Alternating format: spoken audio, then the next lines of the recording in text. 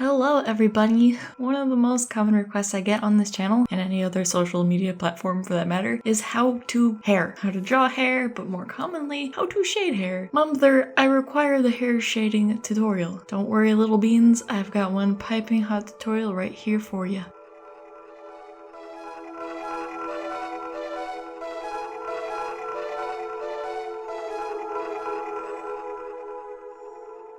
Alright, so I've been sitting on this one for a while, I'm not gonna lie. I have felt my concerns here and there because there's probably thousands upon thousands of other tutorials out there. And I've got a really dumb complex, I guess, where I want to make something that's going to stick out from the rest when it comes to this stuff. Like, I don't just want to make a tutorial for it to blip into the void of all the other tutorials out there who say basically the same things. Because of this, I really wanted to take my time on it and get it right. As right as I could make it, that is. I really want this to help all of you out there and not only give you some new skills to have in your back pocket, but also kind of boost your confidence a teensy bit. Even if it's a little bit, I'd feel so much better if you got something out of this that you could practically use. Let's go into some disclaimers also. Let me just say, even if for some reason you worship me or something and think of me as some sort of mystical art god, I am not the ultimate authority on how to draw. There are probably infinite ways that you can draw, color, and shade, and whatever I say in this video is not the end all be all. I do not claim that whatever I show you in this is any sort of rule or guideline. You do not have to do anything I show you, and just because I am showing you my personal method does not mean anything I am showing you is necessarily, like, accurate. You don't have to illustrate like me to become any sort of professional or anything of the like. I also really try to push this message of thinking of your art as flexible, ever-changing. Your art is like a plant. It is growing all of the time. Some plants grow faster, some grow slower. Some bud flowers,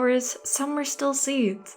No matter where your plant is in its growing process, there is nothing wrong with it. It is still a plant, all in all. So if you see me as a fully bloomed sunflower and you feel like you are still a seed, keep in mind that you will grow too. I was once a seed also. But we are always changing. Sometimes you grow new leaves, or your flower changes color as it ages. I'm sorry for such a silly comparison, but your art changes all of the time. You guys may have noticed I have an old eye tutorial on my channel, and in the past I've done another eye tutorial many moons ago, and I have not revisited them despite them being so old because my art changes a lot. I have wondered if any of you have noticed in my speed paints, for instance, but my art changes all of the time. I don't think I am consistent at all. I have literally been experimenting with styles and coloring methods in those speed paints, and I continue to do so. I've been really reluctant to do a tutorial like this because it is very likely that whatever method I do today could be very different in the very near future. There is no singular method that anchors me down, and I really like to promote that to all of you. I know that a lot of you struggle with art styles and consistency. I want to push you out of that shell if at all possible. You need to focus less on trying to stay similar and more on just letting yourself try stuff and grow. It's okay if all your stuff looks a little different. Your plant is growing. You're getting better. You're playing with stuff, experimenting, experiencing, and that is amazing. Please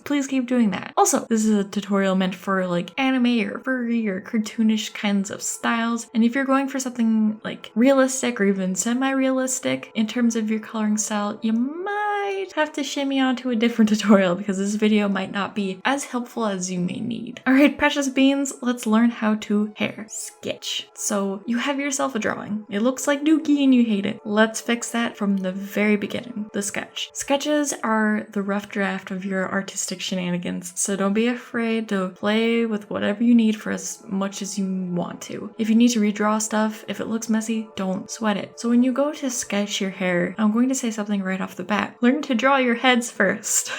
It's much easier to get good looking hair with good texture if you know how a head is shaped underneath all of that. I see quite often in newbie art where the hair is almost like a blanket to hide the face and chin because they don't know how to draw it. And trust me, it's not going to work out in your favor if you try doing it that way. This isn't an anatomy tutorial, so I'm not going to break down on how heads work in specific, but if you are drawing on top of of a head, it works so much better if you know how to draw it in the first place. And I get it, I'm guilty of doing similar things in the past. I would start with drawing the eyes and then add the bangs and then the rest of the hair and then add a chin to tie it all together. And guess what, friends? I have struggled with chins literally like up until this year because of that. All of my chins have looked different and just not as good as they could be. What has helped my chins and my hair is getting the doggone head down. If you need to take a break and study up some head drawing tutorials, go ahead and do that. But once you have a head, you can add your hair. It may help to think of the hair coming from the roots. If you need, draw a guide for where the roots are or where they will be. Then draw your strands coming out of that from that direction. Sometimes what I do is draw in thick blobs and chunks, and then I come in and break it down with like thinner strands. Start simple and then add detail. For example, I'm gonna slide in a tutorial I've seen from another artist. This is from Yoi on Instagram, which I always want to read as Yaoi.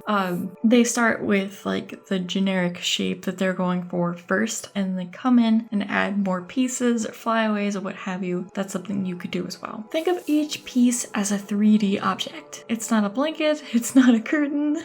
These are objects that move, they have mass, etc. There are people out there with flat hair. They exist, and sometimes it might be stylistically what you're going for a certain character, but otherwise you want the hair to have body to it. I see artists on occasion who struggle with that. Their hair looks like a 2D object plastered to the head. The top of the hair is exactly where the top of the skull is. Alright, so once you get all that sorted out, you got a general idea of what you want going on, sketched out, the rest of the drawing is much easier. Line art. When you do your sketch, most of the hard work is already over, but there are some tips I can throw out there to help you when you do your line art. If you want like specific line art help more in depth, head over to my line art tutorial. I'll link to that. For now, as it pertains to hair, I have a couple of quick tips. 1, draw in long strokes. Draw with your whole arm, not just your wrist fingers. You have a much more wide range of motion if you use your shoulders and your arms in drawing the strands instead of just your wrists. Following from that, 2, draw zoomed out for long pieces if you need. You don't want to have jagged or disconnected pieces. You don't want like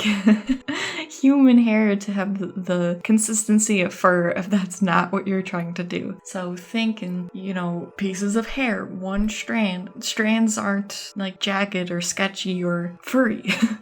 Then use tapering to imply thicker or thinner pieces. This is something I go more in depth about in my line art tutorial, but there's ways to kind of trick the brain into seeing thicker or thinner pieces by implementing that. Color. There are a Brazilian ways to color. What I see as the most popular tends to be having this main layer with your flat base color and then a bunch of layers with your multiply or add / luminosity / glow, overlay, etc. to do all of the shading. Personally, that's not my cup of tea. I try to do as much as I can all in the same layer. I tend to aim towards a painterly style, but I have seen people go for your standard like anime screenshot type of like clean 2D style. Either is fine, but I personally tend to go on one layer because I find it easier to mess with if I don't like something. Nothing is holding me back, so to speak. I can do whatever I want. If I goof up, I can just start all over or just tweak a little bit. So when it comes to shading in specific, I actually wanted to do a set of videos on the art elements and how it pertains to anime in order, so like your line, color, shape, etc. But people want specific things more than others, and it would take too gosh darn long to get this hair tutorial, so forgive me here. It would make more sense if I could do a coloring / shading tutorial in general before getting to this video, but alas. This is going to be focused on just hair as much as possible, but some of it could be used for any sort of coloring or shading. Like learning how to color and shade in general is much easier than,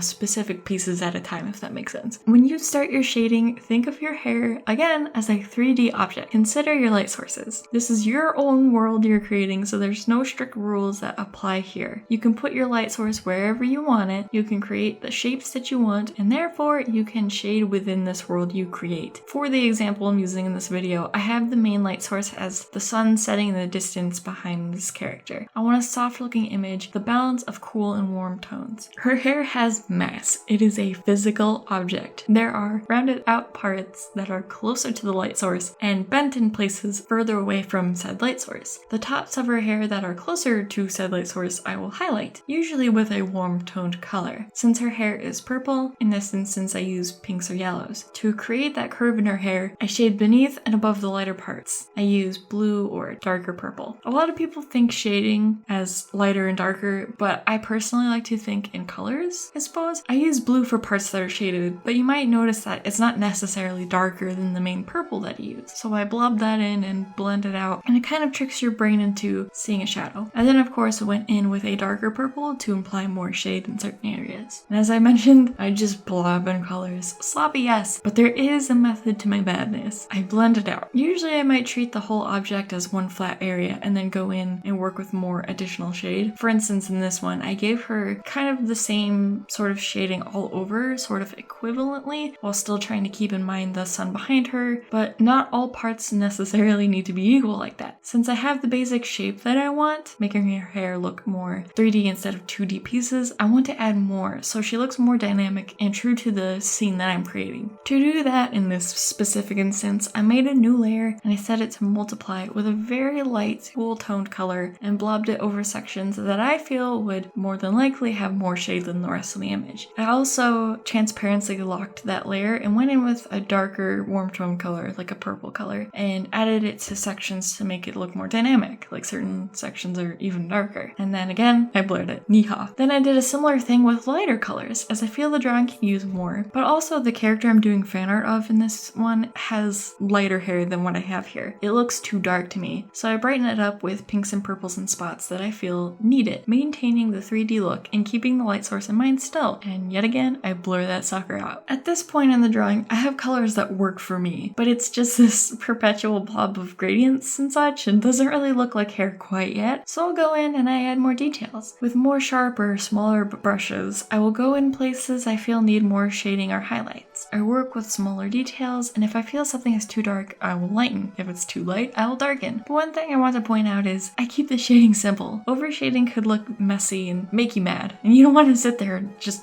be angrily scribbling in darker colors. Alright, now my secret weapon. More blobbing. Wow, y'all, I love color. So in this example I have for you guys, I just slapped different colors in places I personally feel would look good. I use, again, pinks and yellows in highlighted areas. I use blues and purples in shaded areas. I also snuck in some bright blues in some of the highlighted areas because I want her to look like a part of the background. She is in one 3D space, not a 2D object slapped in front of a 2D background, if that makes sense. Sometimes I use the dropper tool and incorporate colors from the rest of the image into all these different pieces so it looks like one concise piece. For example, if I'm doing a drawing that's like a warm sunset drawing, the shading I do tends to have a lot of like yellows, oranges, reds, and pinks, and to kind of keep that consistent I might drop in some of the oranges or pinks from other parts of the drawing and incorporate that back into other pieces that don't quite have it yet. So if I'm like drawing someone that has like a blue garment of sorts in this very warm drawing, then I'm going to shade incorporating reds and pinks into that even though it's blue. Very possible for that blue piece of something other to have like shading in purple and red in a way that I feel like works. I also want to point out that the colors I use for the most part are random. I'm not following any guides in specific or referencing the main image of the character I'm drawing for the most part. With her, well, I say random, but it's not like 100% random. Like, again, there is a method to my madness, but it's all these things I've kind of like subconsciously learned over time. So with her purple hair, you need blue and red to make purple, right? So I use blues and reds to color her hair. With green, I would use yellows and blues, with a primary color such as red or yellow. It'll vary sometimes. With red, I like to use yellow for highlights and purples for shades. Color theory would probably assist you in this case, but that's another video for another time. But keeping that in mind, experimenting and playing with colors may help you discover combinations that works for you and just clicks in your brain. There's so much I do now that was experiments of my past artistic ventures that a lot of it's just kind of autopilot. When you learn stuff like this, it's filed away somewhere in your brain. You might not think about it up front actively when drawing. Like, I know purple is made from red and blue since elementary school. I don't actively think that in the moment. Like, okay, I need the specific shade of blue to make this work. Genuinely, I just experiment. And sometimes I'm wrong. Sometimes what I do doesn't work out right. That's when you need to step in and accept that, hey, you might need to change things. Nothing is set in stone. Sometimes in my speed paints, you might see me color hair like 2 or 3 times. Or sometimes I will finish the hair and work on something else, like a shirt, and then afterwards go back to the hair and do more to it. Sometimes it just comes to you later. Don't sweat it. It won't kill you to start over or try something new. If you're too scared to play with methods on what you consider to be like a finished piece, then do it on your doodles or side projects that you feel more comfy playing with. Let me say, as I always do, use references. If you need to, you can trace an image of an artist you admire if that's what works for you, and practice shading over and over with different styles or methods if you need. Just of course, do not claim it as your own or sell it.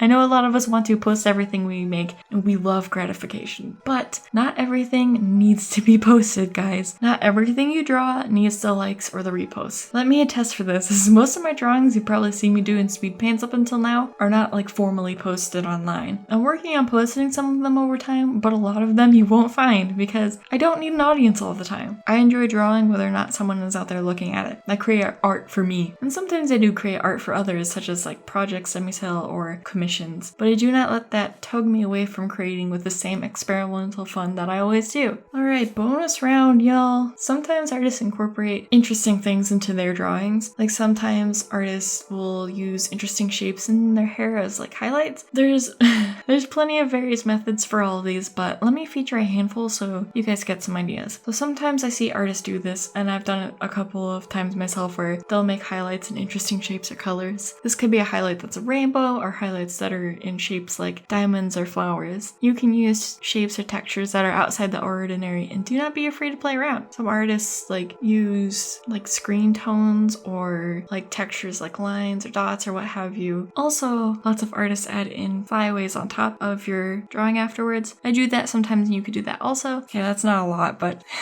just a little bit of extra stuff I wanted to sprinkle in. Alright guys, that's it. That's all I got for you, I think.